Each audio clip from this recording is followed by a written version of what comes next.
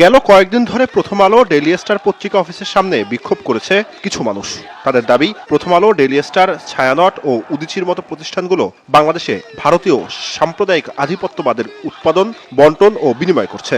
এছাড়া এসব প্রতিষ্ঠানের বিরুদ্ধে অনেক নিরপরাধ মানুষকে জঙ্গি বানানোর অভিযোগও করেছেন আন্দোলনকারীরা। টোয়াবের মিটিংয়ে দাবি করেছে যে গেল 24 নভেম্বর বিক্ষোভ চলার সময় আন্দোলনকারীদের সরিয়ে দেয় আইন শৃঙ্খলা বাহিনী।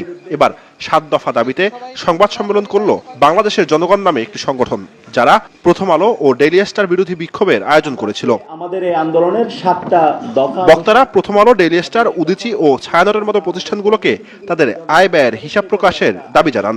বাংলাদেশে দিল্লির প্রবেশদ্বার প্রথম আলো, ডেইলি স্টার, উদীচী, ছায়ানট সহ ভারতপন্থী অন্যান্য প্রতিষ্ঠান ও সংগঠনকে তাদের গত 20 বছরের যাবতীয় আয় ব্যয়ের হিসাব, ব্যালেন্স শিট জনসম্মুখে প্রকাশ করতে হবে। সেই সঙ্গে বাংলাদেশ বিরোধী উদ্দেশ্যমূলক বয়ান উৎপাদন ও বন্টনের ব্যাপারে তাদের প্রকাশ্য জবাবদিহি করতে হবে। এছাড়া 14, 18 ও 24-এর নির্বাচন বাতিল, আওয়ামী লীগের নিষিদ্ধের জন্য গণভোট আয়োজন, রাষ্ট্রপতির পদত্যাগ সহ বেশ কয়েকটি দাবিও জানান তারা। এই 3 অবৈধ নির্বাচনের সঙ্গে সংশ্লিষ্ট সকলকে বিচারের আওতায় নিয়ে আসতে হবে। সেই সঙ্গে ফ্যাসিস্ট রেজিমের সকল প্রত্যাশা ও গোপনীয় চুক্তি জনসম্মুখে হাজির করতে হবে। দাবি মানা না হলে কঠোর আন্দোলনের হুঁশিয়ারি দেন বক্তারা। কোনো নিউজ আমরা প্রথম আলো জুবাইর সানি, নিউজ 24, ঢাকা। এখন যখন সে অ্যারেস্ট হলো